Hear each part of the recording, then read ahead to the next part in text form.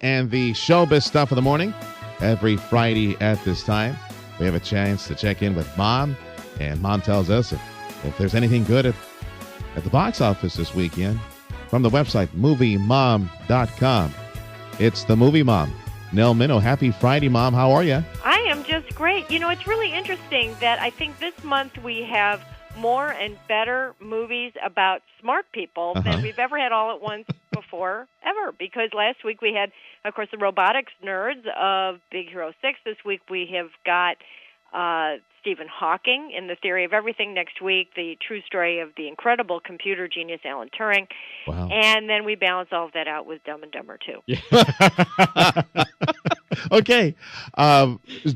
Do we dare save that one to the end? Because that's the one we want to know about. That one. Let's start off with it, okay? Okay. I gotta just lay it all on the line. Yeah. I do not like movies about stupid people. I don't find that funny.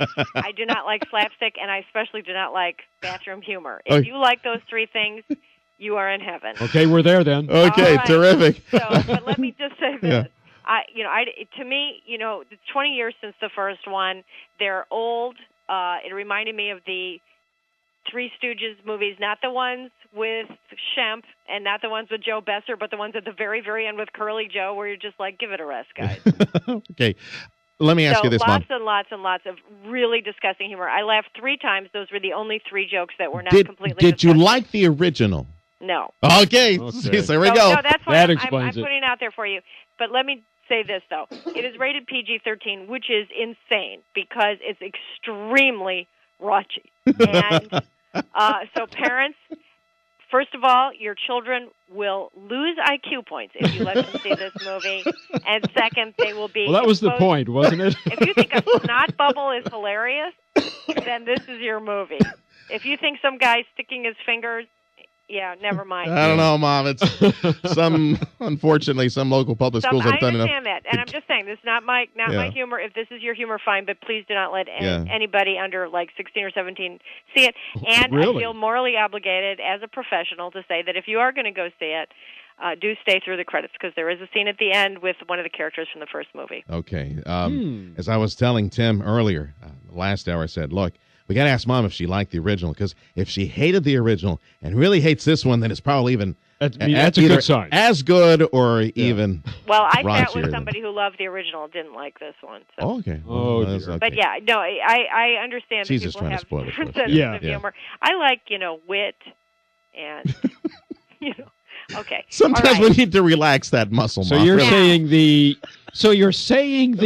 Farrelly brothers went a little too far here. Yeah, and I like some of the Farrelly Brothers movies. I think Stuck on You is a masterpiece. I love Stuck on You. That's the one with the co-joined twins, Greg Kinnear and Matt Oh, Damon. I thought that was lame. No, I love that one, and I like Shallow Hal, too. Oh, that was okay. All right. That was all right. What Okay. else do we have? All right, we also have the best date movie of the year. So get your best boy or girl and go to see...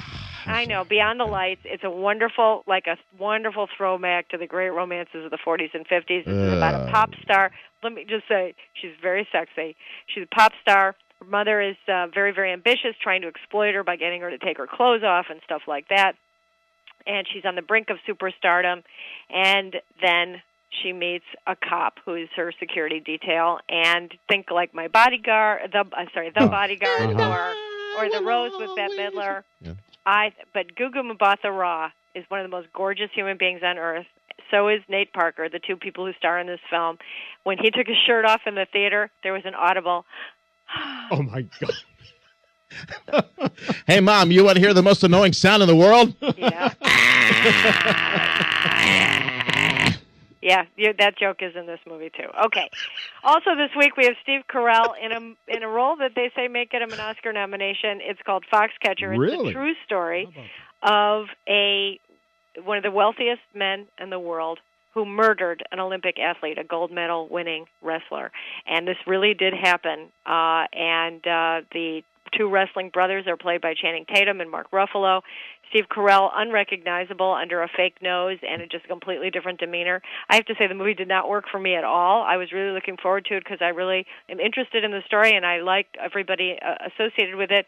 But they're trying so hard not to make it a Lifetime TV movie that they went too far in the other direction, and it's just dull. Do you agree with the critics about Steve Carell? No. Oh, I think he did a great job of not being Steve Carell. I didn't think he did a great job of creating a different character, though. It's hard to imagine him doing anything other than what he does. Well, he was a great bad guy last year in the way back, and so that was good.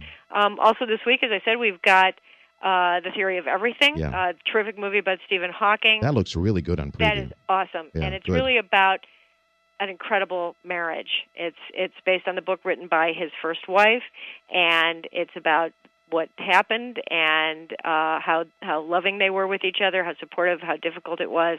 It's really an amazing movie. I'll try to take both movies in on the same day. I'll do Dumb and Dumber first, which would be like really bad, spicy Mexican food, and then wash it down with a glass of milk later when it's fighting back with The Theory of Everything. That sounds good. Yeah. And then we also have Jon Stewart's first movie. Jon Stewart from The Daily Show has written and directed an outstanding film. It's hard to believe that this is his first Rosewater. movie. Rosewater. It's really well done. Limited release? I didn't see it. Yeah, well, it'll be coming there, so keep an eye out for it. It's the true story of an Iranian journalist who was imprisoned for being a spy, which he was not, partly because he was on The Daily Show and was joking about spies. And it's about what happened to him, and it sounds like a depressing movie, and certainly it is sad in some places, but it's also an incredibly inspiring, upbeat movie, very touching, incredible performance by the wonderful Gael Garcia Bernal, the Mexican actor. He does everything well. We best move on as quickly as possible, because I know Mom wanted to talk about the new 50 Shades of Grey trailer that's out there somewhere, but I just feel very uncomfortable hearing about this subject with Mom, so we'll pass on that one. Definitely check that. DVD, what you got, Mom, on DVD? On DVD, we've got How to Train Your Dragon 2, which I absolutely loved. If it were up to me, the song from that movie would win the Oscar for Best Song of the Year. And we also have The Jersey Boys, Four Seasons. Not so great as a movie, but some terrific performances and, of course, great music. Next week, we have a small little movie you might have heard of called The Hunger Games. Oh, all right. That one is going to set some box office records, so we're going to be talking about that and the other smart guy movie, The Imitation Game with Benedict Cumberbatch. When do you see the Hunger Games movie? I'm seeing it on Tuesday. Okay, terrific. All right, Mom. Well, thank you much.